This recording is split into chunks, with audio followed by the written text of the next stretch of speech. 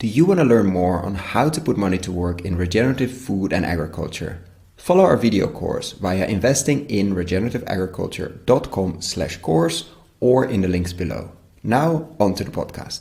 Finally, after a year and a half, even more, after the summer of 2020, an update with Benedikt Bösel, one of the leading farmers applying regenerative practices at scale in Europe. Farming over 3,000 hectares, of which 2,000 forestry and 1,000 organic grain in a very, very dry area east of Berlin.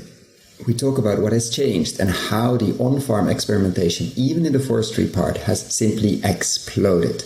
And what were the crucial elements to have this crazy growth? And we talk about where are we in this regenerative evolution and how we really don't know anything. Welcome to another episode of Investing in Regenerative Agriculture, Investing as if the planet mattered, a podcast show where I talk to the pioneers in the regenerative food and agriculture space to learn more on how to put our money to work to regenerate soil, people, local communities and ecosystems while making an appropriate and fair return.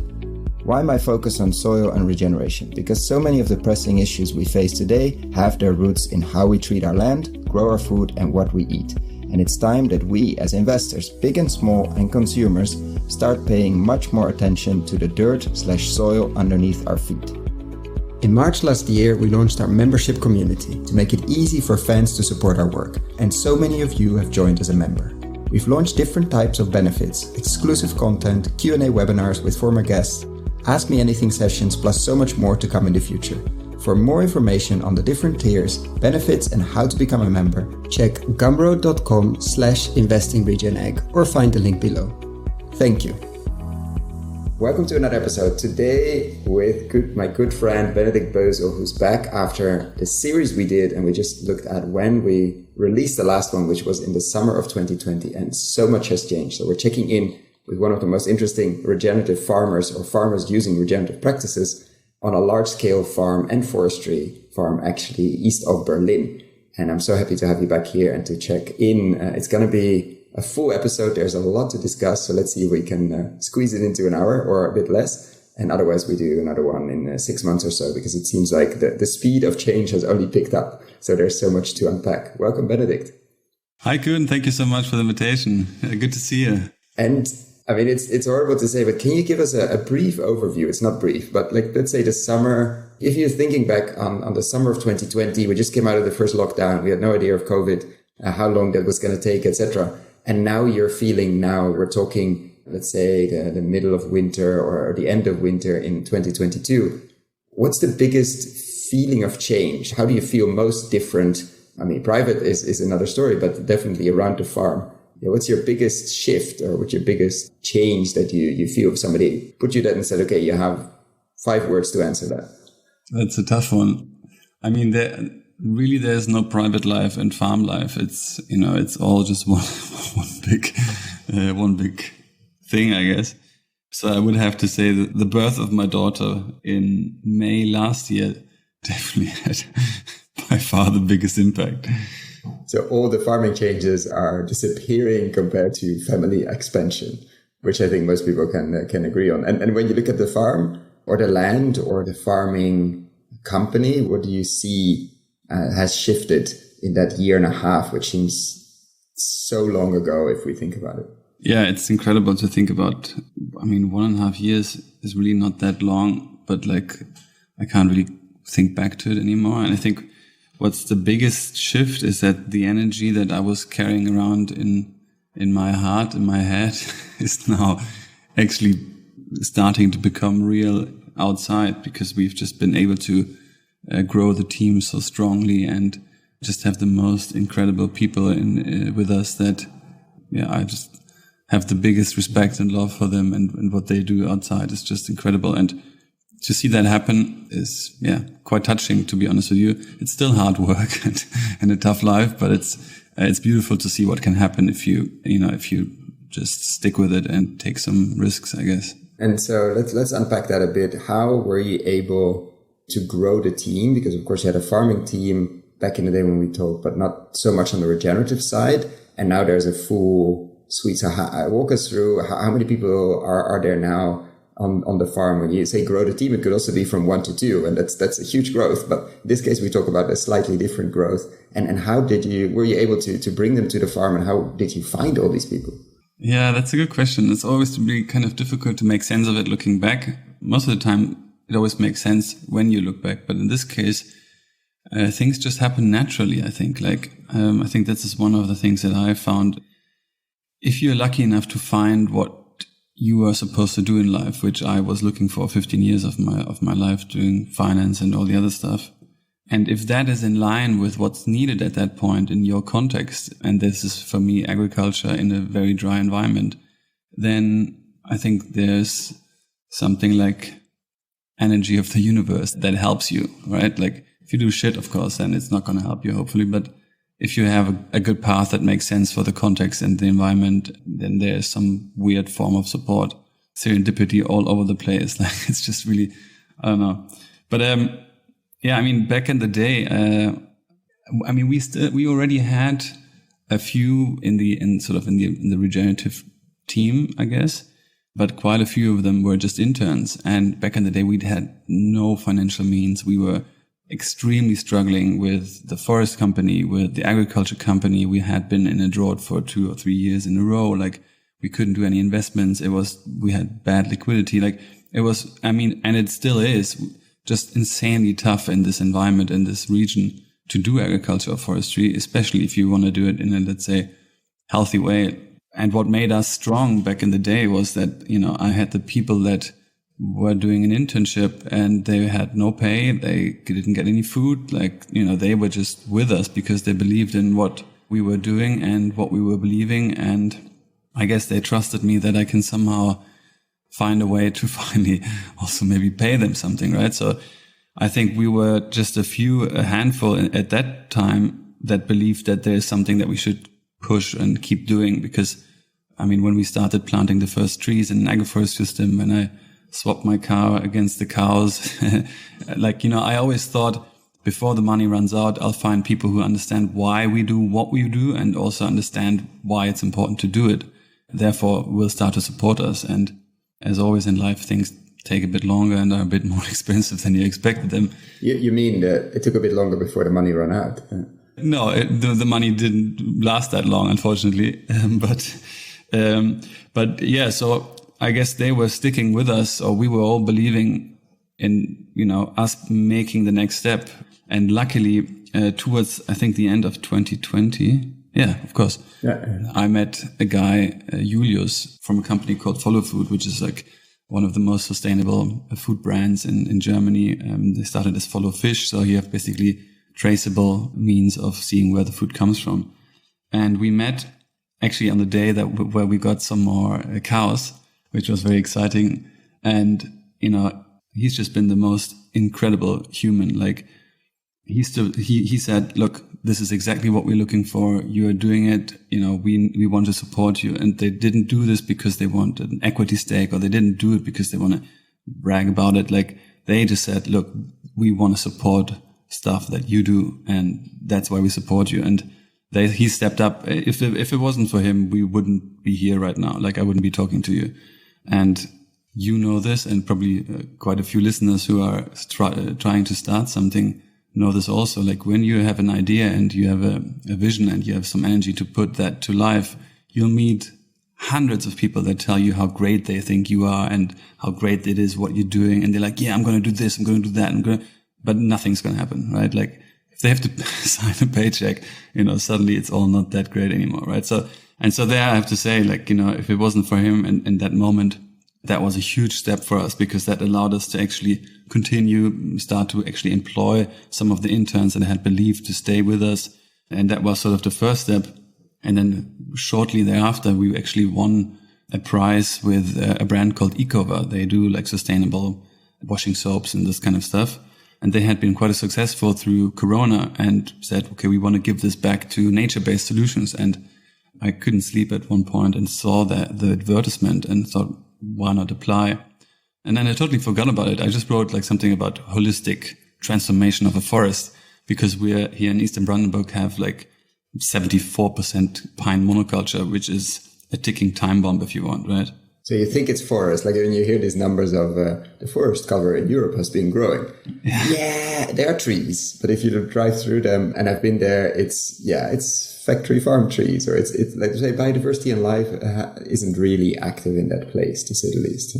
Yeah, it is. I mean, it really is a ticking time bomb. Like, it's not able to withstand what's coming. This is a fact, right? But it's of such a great magnitude that people are not, like, the politicians are not daring to say, because we have this, I mean, this is a different discussion, but we have the same problem in agriculture as we have in forestry. Like, we have things that we actually do and contribute with regards to climate or rural development activities, which are not paid for, which of course that money would be used to transform what we have to do in order to, withstand whatever, the drill.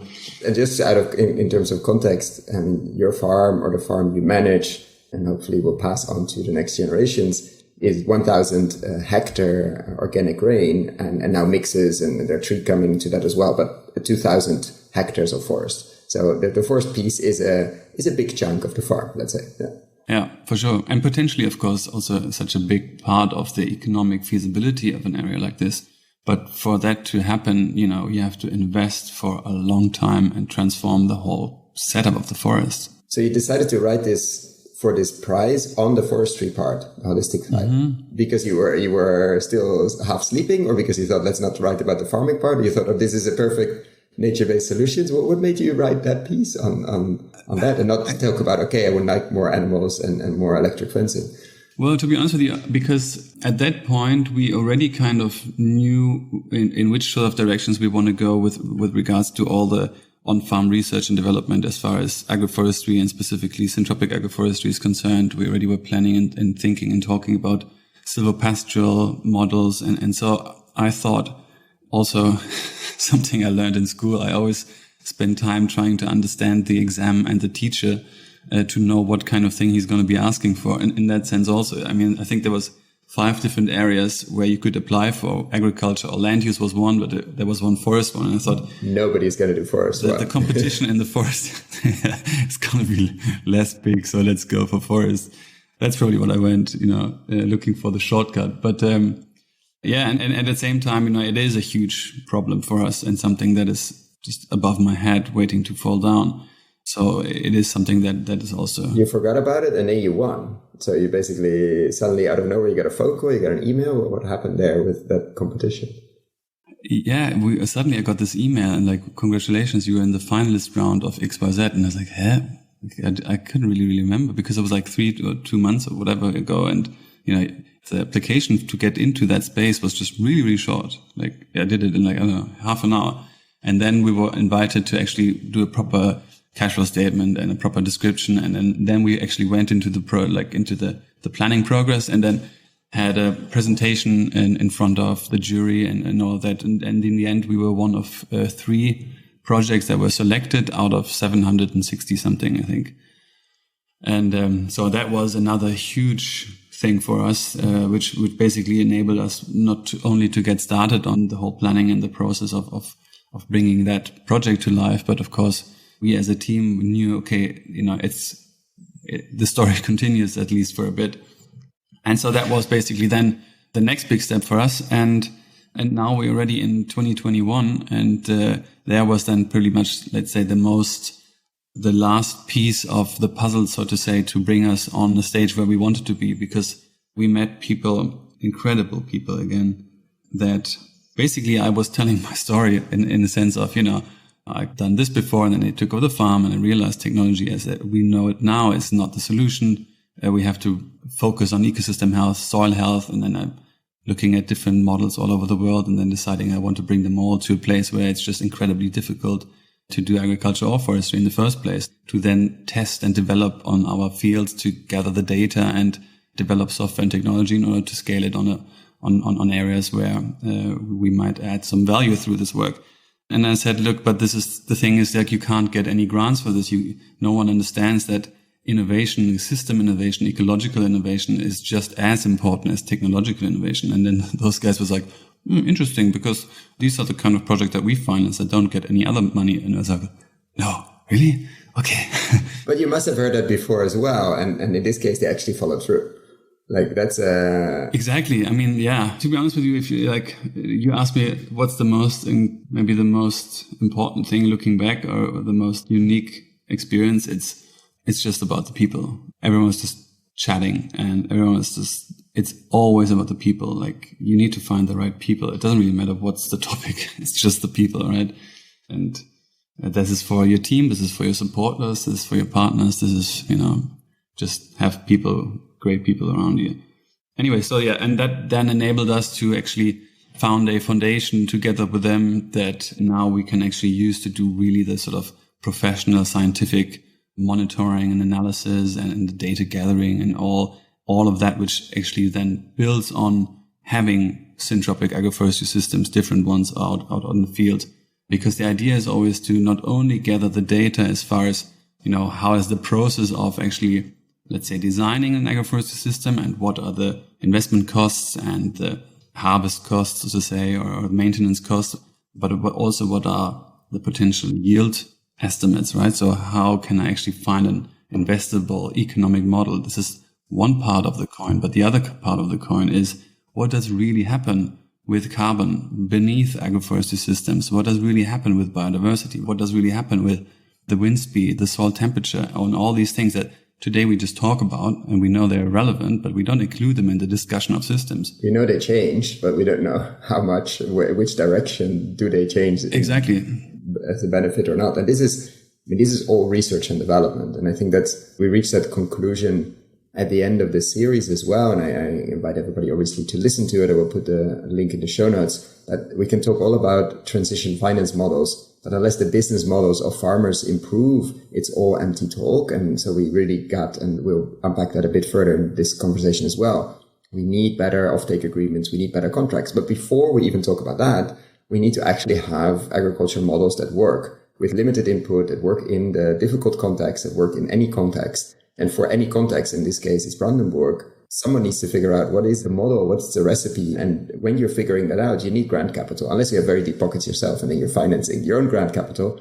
But you need research and development, and you need to be able to, because nobody will teach you how to do these models unless you have a very advanced few farmers around you that have been doing this for 30 years. If you're one of the first, you're going to pay the research and development costs, and a few grand euros and dollars can go a very, very, very long way, but it is grant capital. I mean, it might come back in some ecosystem services somewhere in the future, but you need to figure out what syntropic agroforestry model works for you. What is the integration of animals in this specific context, et cetera, et cetera. And that people often forget, like, oh, let's finance all of it. I mean, this is a podcast talking about investing. But before we can invest, there's a lot of, if you look at the rocket space, the electric car space, if you look at, the electronic space where we're using to record this, it's all been financed by research and development, partly private, partly public. So let's not step over that fundamental piece of grant capital there, or research and development, very patient capital that can help enable people like you to find the recipes that work.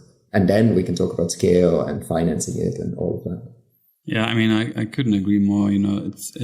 It's so beautiful to see all the attention that agriculture now gets, and of course, specifically regenerative agriculture gets. But I think we put a lot of pressure on the farmers that are in really different situations to what we believe regenerative agriculture can be as a key and solution to everything. And I truly believe that it, of course, can be, but we can't forget that most farmers are stuck in the system. They have been forced, or not forced, but they have been nudged, asked to produce as much as they can for the cheapest price for many, many years. And this system has been supported by billions and billions and billions. And now we turn to the farmers to say, oh, by the way, can you maybe just do a bit more for animal husbandry, and why not do a bit more biodiversity? And you're like, sorry, what? And then I was like, okay, well, let's invest in. Well, before we invest in anything, we need proven business models. We need calculation and data that we can actually use to assess if it makes worth to do X, Y, Z in a regenerative sense. And there's so much work that still needs to be done, and data still needs to be gathered, and also technology and software that needs to be changed. And specifically, we have to look towards politics and companies and all of those big decisions that are not down at the farmers level, but, in the European gap and so forth. And it's always easy to say, let the farmers do it. No, it doesn't work like that. let's change some of the really big questions that we hardly ever talk about in that sense. Scientific community, education, access to land, access to finance, all these things. You, of course, talk about a lot, but I don't as much. We're a niche in a niche. Yeah. And so, well, let's unpack a few of those. In terms of like the conclusion we reached at that point, in terms of offtake agreements, how has that changed over the last year and a half? Has that changed? First of all, let's ask the question. Are you still in between brackets in the organic commodity market? Is that something you're working on? What's been there? I mean, are we going to see your face on a package anytime soon of flour milled with your grain, like your smiley face with your hipster face with your hat? What's the progress there? Well, I have to disappoint you with that, but yeah, I mean, we have been working on that and we have been trying to see what is possible, but it's, the world is not waiting for you in a sense, right? Like there has to be, you have to have a really good strategy. You have to have a good idea. But the main product that we are currently producing is grain, and flour, for example, is not for most a product that is specifically sexy with regards to, an old wine from a certain age that, XYZ. Like, of course you can go into that and take it for that quality and tell that story. And you have a special stone mill and you have, the starch breaking down in a different sense. And then it's beautiful and tasty and all that for sure. But communicate that on a package where someone takes maybe 1 or 2 seconds to look at, and they also gonna look at the price, like 100%. So, that it's a tough product. It's an incredible product. I think it has an insane potential also because it's, as a staple, it can carry that message so beautifully. So it's definitely something I'm still figuring out, thinking about, talking about, and seeing where we can go with it. Yeah, but it's not something that you just do and then it works. Like create a brand. No, I don't think it will be out now, but at some point we'll be interviewing Wild Farmed, which is an interesting wild farming, 2 different companies in the UK working a lot on flour and direct seeding and integration of animals. And they have built that connection to the bakeries, etc. So there's that pool, because without that, you're going to be just the next package on the shelf and probably very expensive compared to, but actually the right price, but very expensive compared to the others. And that's just not going to fly. And the amount of time it takes to create a brand is something that will happen, but maybe not now. So let's talk about on the farm. What has happened? There were some animals on the farm. There were definitely some cows. There were some chickens during the series, I think we recorded. But if you had to give an overview now of the different experiments, or what's the craziest experiment that's been going on for the last year and a half, if you had to pick one? Well, so, as far as the team is concerned, we have now grown to a solid team of, all together throughout the different companies, we are more than 25 full-time employees, and we have an average between 5 and 15 interns, basically. And then on special, let's say, planting occasions. So a lot of people. Yeah. Which is great because you're quite remote, and having energy around you, I think for many farmers, is what keeps them going. And I know that's the case in your case as well. Yeah, 100%. I think this is where I take so much power and energy from, is to see like the people that come here, and they are just incredible people. They are gifted, they are smart, they are hardworking. They have their heart at the right spot, and they believe in what we do, and they believe that also there is hope. I think that is something that is so crucial. Like, what is just so hopeful is that these people that come here, they could earn 3 times, 2 times, 4 times what you can pay as a farmer. But what they have realized is that agriculture is, simply put, like the biggest instrument to overcome some of the biggest problems of our time. It's not just primary production. It's health. It's climate adaptation, of course. It's biodiversity. It's development of rural areas. It's culture. It's education. It's all of it, right? And that's what we need to understand globally. And it has to start at politicians, but it goes beyond that, of course. Because if we understand that this is what agriculture is, we, of course, would look at it differently, we would see it differently, we would finance it differently, the scientific community would go into a different direction, the focus on machines and technology and software would go into a different direction, but it's not yet happening. But, this is really what has to come across. So, our team now, we have 2 people, Rosi and Renke, that are heading our agroforestry system, or our agroforestry team, Jojo's, who's heading the tree nursery, Lawrence, who's doing the compost, Birger is doing the holistic grazing, Max, who's in charge of the scientific data gathering, with Leah, the list just goes on, and we are, just incredibly lucky to have these most incredible people that, just showed up. I'm just emotionally touched by being here in the space and having them with us, around us. And also us as a team with people that have been here for many years, from the agriculture, from the forestry, or in the office, now starting to grow together so much more and having more time to actually speak about that shared vision and that shared idea, yet being so differently.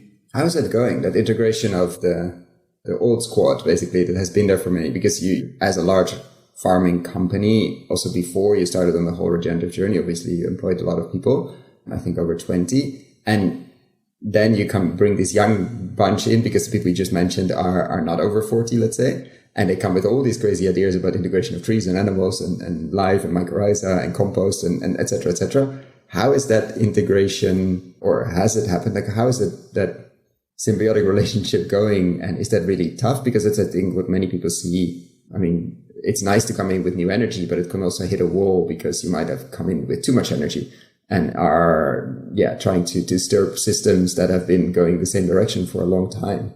Is that a worry? Is that going well? What's your experience there of these almost two different worlds? That's a really good question. And it's one that I haven't figured out particularly well for quite a few years, but now really working on it. Like, this is really my focus now. And to be honest with you, I think what makes us as a group here in Madlitz strong is that we are exactly what you described, so diverse. Like, we have people with different experiences, different backgrounds, different visions and philosophies, and that is really so crucial for the work that we do, because, what we're essentially focusing on is to gather data and information and wanting to find ways that we can then scale regenerative agriculture models and instruments on huge areas, not only on ours, but make that data accessible to other people, right? And in that process, it's important to, not drift off in your little eco-warrior bubble, but you have to be on the ground. Like, you have to understand the worries and the stuff that go through farmers' heads. You have to understand why they might emotionally have a problem with one of the things that you're trying to do. You just need to be like there, right? And having that group that is so diverse and having that tension sometimes and the discussion sometimes about certain things and ways and philosophies is what keeps you being aware and on the ground. And so I think that is really, really making us very strong. And it's also beautiful because if you manage to put that together in a room, and if you manage to establish communication lines where they can actually share and kind of also respect themselves or each other, good things come from it. That's how creativity is happening, I guess, right? And for me, I think there's many ways to bake a cake, but for me, for me personally, we were struggling with the companies for a good few years, and it was not a nice time for me. It was really, really tough. And we started with all, let's say, the first regenerative ideas and things that we did outside. And back in the day, of course, we didn't have much to show for, right? It kind of grew and started to grow. And then suddenly there's some interns and some people like also there. And then, of course, it's difficult and different in the beginning. But we have, of course, come quite a far way and now can actually show a lot out there. And so having gone through all of that and having actually established now, let's say, an organization is set up that allows us to look to the future and to actually build on that, which we weren't able to at all in the last 4 years. Now was the time for me actually to say, okay, now is the time where I bring them together and we focus more on communication and we focus more on certain ways that we want to do and be with each other and live and learn from each other, which before that I just had no time to that. It's my fault in the end of the day, the fish starts smelling at the head, or I don't know, how do you say that saying in English, but. No idea, but it sounds good. For sure. It's not easy, for sure. And it's a process. And, you're not ever going to make everyone happy at the same time. Like, that's not how people are. There is going to be people who are annoyed and there's going to be things that don't go well. And that's part of life. Like, and And, you know, we are trying to transform 3,000 hectares of agriculture and forestry. Like anyone who thinks that that process is beautiful and that within that transformation phase, you know, all the communication is going well and everything is going well and everything is always clean. No, it's not going to happen. A startup who is in a certain phase is not going to have perfect processes also. It's part of what we have to do. This is why it is also hard, right? It's very messy, yeah. And that has to fit. That has to fit. And for sure it doesn't fit for everyone. And that's okay. I mean, there's no hard feelings there. And so let's talk a bit about what's happening on the ground, in the ground, above the ground. I saw some crazy pictures on Instagram of a lot of fallen trees or cut trees. What's been happening there in the forest? Did you get a very specific, very concentrated wind blow going around?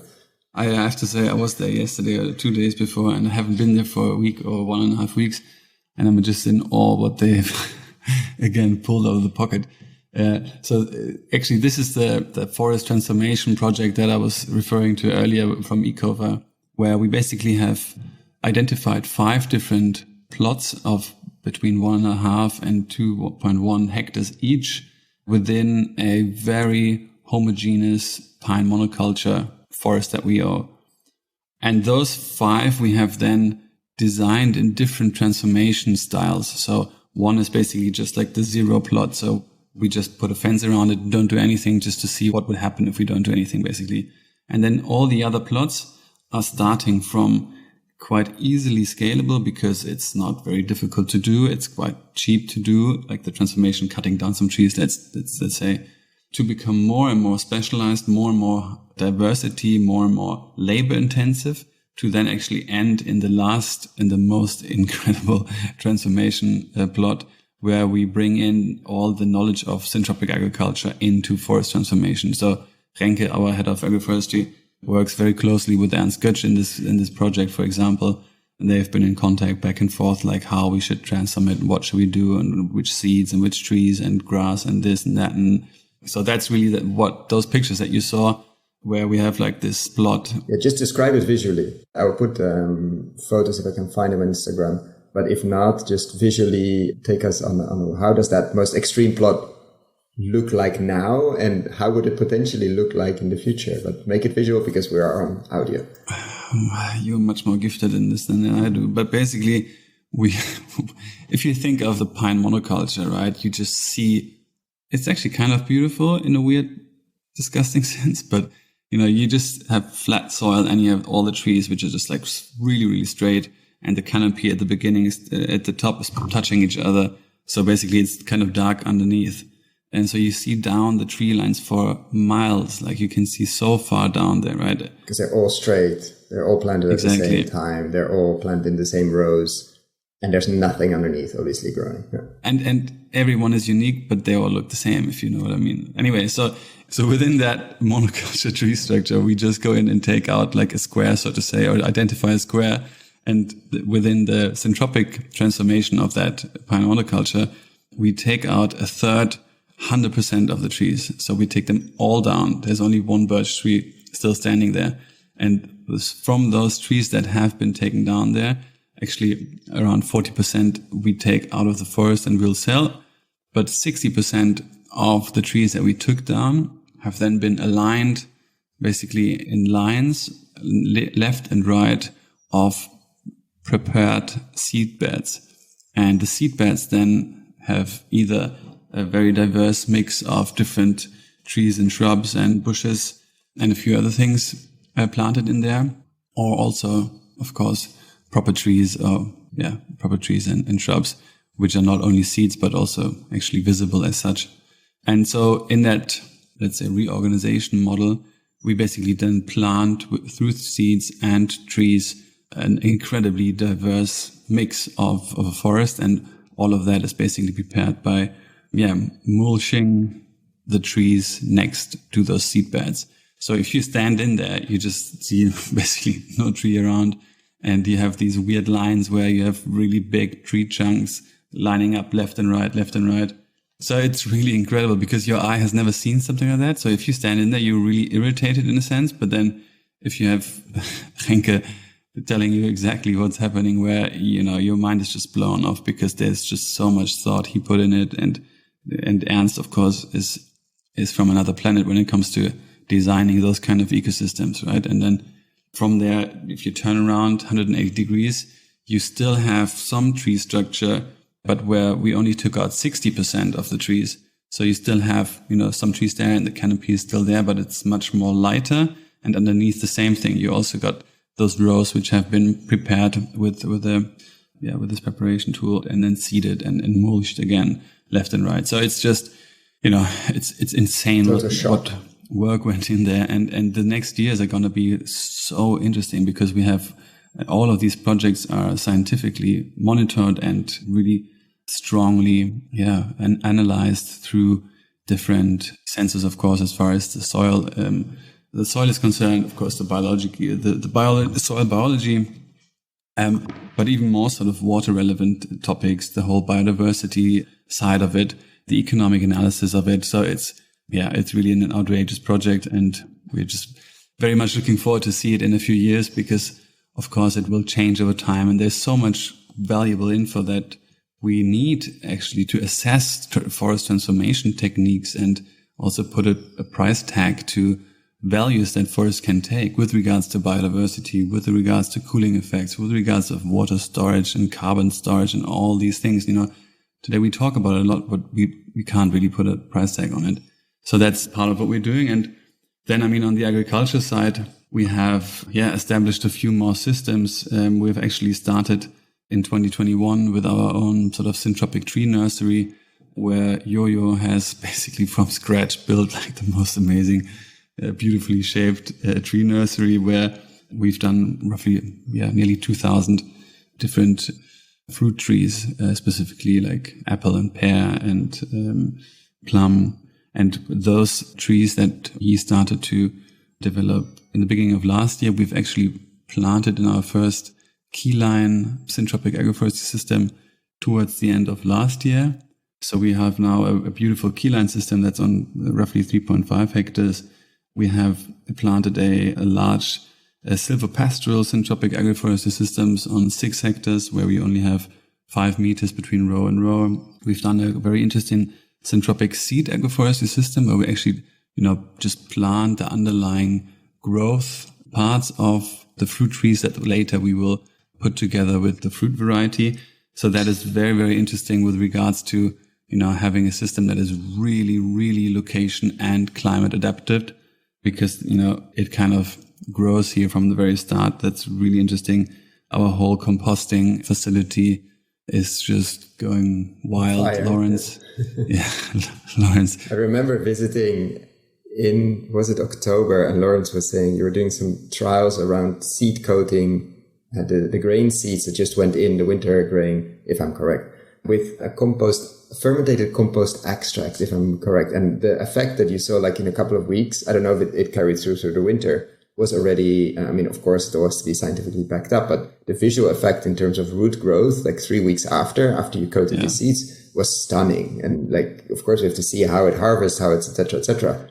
But just for the dummy, like me, seeing that root growth, that difference in 3 weeks between the control piece of grain and the plot that was, or most of the other that was coated with this crazy fermented compost extract, was just stunning to see the potential there. This was just the first year.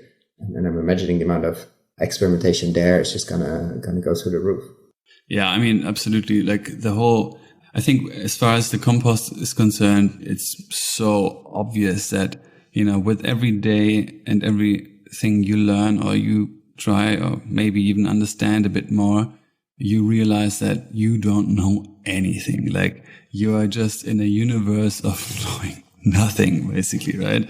And that is really the beauty of it, because there is just, we're just scraping the surface of what's possible, right? I am 100% convinced that we don't need anything as a farmer. We just need to understand much more of the complexity of the ecosystem and the interdependencies of different components in an ecosystem, and all the potential that we can gather through all the old knowledge that we already had. It was all there. And if we come back to that, I think that's really one of the biggest, steps for us to become independent farmers again. And, everything today out there makes us dependent. And like, that's the worst that can happen. Like, it's really the worst that can happen is more dependent farmers. And also to see Lawrence, who started as an intern, he is autodidactive compost expert now. I don't think there's many that he's like a sponge, like a sponge for microbes and fungi. I would argue there are not many at that level in Europe. Of course, I'm going to get emails about this. I mean, I don't know anything, so I can easily say that, right? I don't know anything either, but it seems like, there are not many that are able to absorb and play between brackets, but play in the best sense of word at this scale.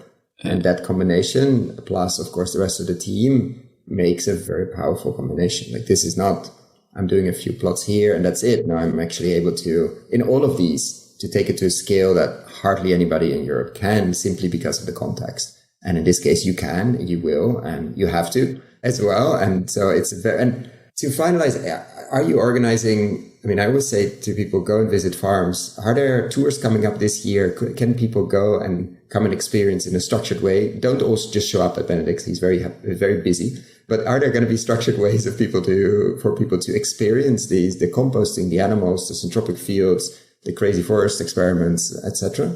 Well, let's say we're working on it. We do have like farm tours and people that come and visit, which hasn't always been easy through Corona and so forth.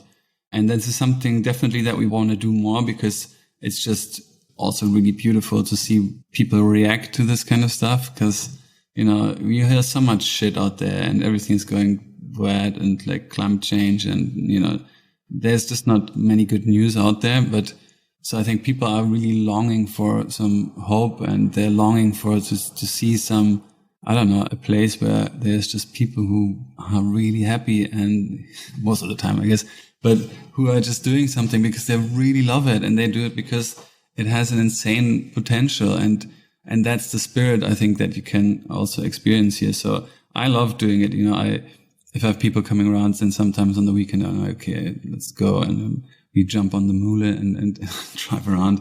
So, it's with all the shit that you also have doing it, this is some of the upside that you have, that people are just really happy to see it. And that's some form of payback. But yet, of course, it gets more and more, and then it becomes more difficult to manage that. So actually, we are in the process of thinking, how can we find a certain, as you said, like structured way of doing it? But we're definitely working on it. And the last question I always say last question, and it never is, on the scientific side, like the data collection, how has that changed? It changed dramatically. You mentioned it a few times, but just for people to understand that this is a giant experiment, or many experiments, but actually being followed quite closely by many people, and over the next years, even more. What's been happening on the data collection side with all these experiments you're running basically on the farm? I think what's really incredible also to see is like the interest in the scientific community. When I started really 2018, 2019, I asked around, of course, and I wrote like grant proposals and stuff like that. And no one ever was interested. Like they were just like, no, okay, well, yeah, you can pay for it, but not really. And now the same kind of institutes and organizations and universities are like, oh, wow, you're doing that? Oh, great. Can we, we'd love to, monitor and gather the data and stuff. So you can really see how it has just picked up. It'd be like something that used to, just be looked at as, something eco, whatever. Now they're like, yeah, it really makes sense. Like there's an economic rationale behind trying to understand complex ecosystems. So yeah, perfect. Let's go. So that's really beautiful. And I'm actually really, really grateful and happy for the partners that we have. The KTBL, the Koen Institute and Leibniz Institutes. There's really, just great partners that help us gather some of the information and the data. And to be honest with you, even more so, we have so many initiatives now in Germany who do very similar things that we do, and they also gather the data. So I think that's really great, because it's not just us. It's like a lot of different cool and progressive initiatives in Germany that are looking in the same kind of philosophies and bringing different universities and different institutes into it also. So I think there's a huge momentum also in the gathering of data.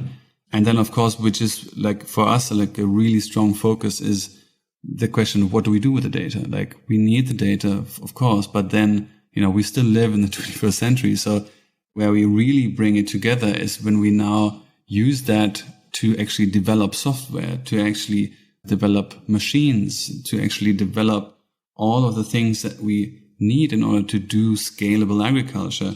I strongly believe that in the future, there will not be less people on the ground. There will be more people on the ground just because of us realizing what agriculture actually is. But we still need to find ways that makes it economically feasible. We still need to find ways to have that being a work that is good for your health and not that you have a bad back after 20 years. So the machines and the technology is a potential to, of course, help us immensely, but it's not to keep perversing on an exploitative ecosystem, only thinking blindly about yields. It's about understanding the complex ecosystems and what we need in a specific area, in a specific context, to produce food that is not only good for the people and the people that work producing it, but also kind with the animals and good for the ecosystem, and thereby actually increasing the soil and growing biodiversity and just being beautiful and and taste good. And taste good, yeah. And I think that's really also the next big step, people stepping in that are gifted in different areas and saying, okay, I see a complex syntropic agroforestry system where we also do grain and between the tree rows, and then the cows come in and then the chickens come in and then we harvest berries from those systems. Okay, that's the system I need to develop a technology for or software for. Okay, perfect. Do you have some data? Yes. All right, let's go. I think, it's going to be beautiful. I think that's a perfect place to end, Benedikt. I want to thank you so much for your energy and all the work you bring to the space, and also for taking an hour this morning to, in your very, very busy day, you have to go to a TV shoot after this, to talk to us and update a bit on what has been happening. So thank you so much, and we'll be checking in hopefully soon again. Yeah, thank you so much also for your very kind words, which are really not, I'm just the clown that talks about it, but it's really the people out there and many others that should get the praise. But likewise, I want to thank you for all the work that you've done in the space and the amazing people that you bring together. I think that energy is going to get us quite far. So thank you very much. I hope so. If you found the Investing in Regenerative Agriculture and Food podcast valuable, there are a few simple ways you can use to support it. Number 1, rate and review the podcast on your podcast app.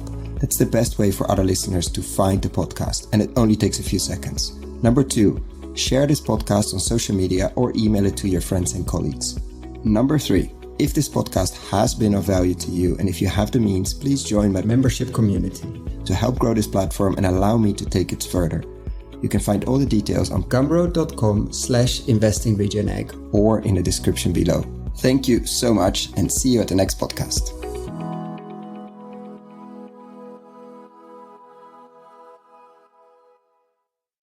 Dear friends of the podcast, I'm super excited to share with you the online video course Investing in Regenerative Agriculture and Food. How to put money to work in regenerating soils at scale and growing a lot of tasty food while doing it. Why are we doing this course? After 100 interviews and more than 100 hours of audio asking the question how to put money to work in regenerating soils, and have been following the space since 2011 and recording these podcasts since 2016, we thought it was time to share our lessons learned. What have we seen in the space over the last years? How have we built our decision-making framework? What to focus on with the podcast? How have we picked interviewees? And what questions should you ask? What is happening in the space? What should you read? What should you listen? What should you watch? How to approach this space? For whom is this course? You, the soil builders and investors in this space. The soil builders, people working in this space, entrepreneurial farmers, fund managers, vehicle builders, crowd investing, platform builders, agtech companies, farm-to-gut food companies, permaculture, keyline designers, holistic management consultants, etc., etc. People that are building soil at scale. And the investors who are putting their own money to work through their family office or as private individuals, or people who are putting other people's money to work through foundations, institutional capital, banks, insurance companies, etc. Is this course free? No. This is pay what you think it's worth. Meaning, I have no way of knowing what this course will be worth to you. And I'm very aware that among the listeners of this podcast, we have people with very different means. So I'm inviting you. if this course is creating value to you and if you have the means to consider paying what you think it's worth. Thank you. So what is this course? It's currently a series of 17 videos, mostly ranging from 10 to 15 minutes, plus PDF slides, so you don't have to ride along. We're going to look into why invest in regenerative agriculture and why extractive agriculture is so risky, how to invest, what kind of frameworks you could and I think should build, what to invest in, what kind of co-investors you could find, or what kind of investors you could find if you're a soy builder. Every lesson will have a digging deeper part where I will share what kind of reports, what kind of interviews, what kind of videos you can look into if you want to dig deeper. We're going to look at nutrient density, landscape design, and a lot more. So what is it not? It's not a list of investable deals. Unfortunately, that doesn't exist in this world. We're really at the beginning of the regenerative agriculture and food revolution. It's also not investment advice. Before making any investment, please find professional investment advice. So get ready, get a cup of coffee, a cup of tea, or whatever you're drinking. Click on the link below, sign up, and I'm really looking forward to your feedback.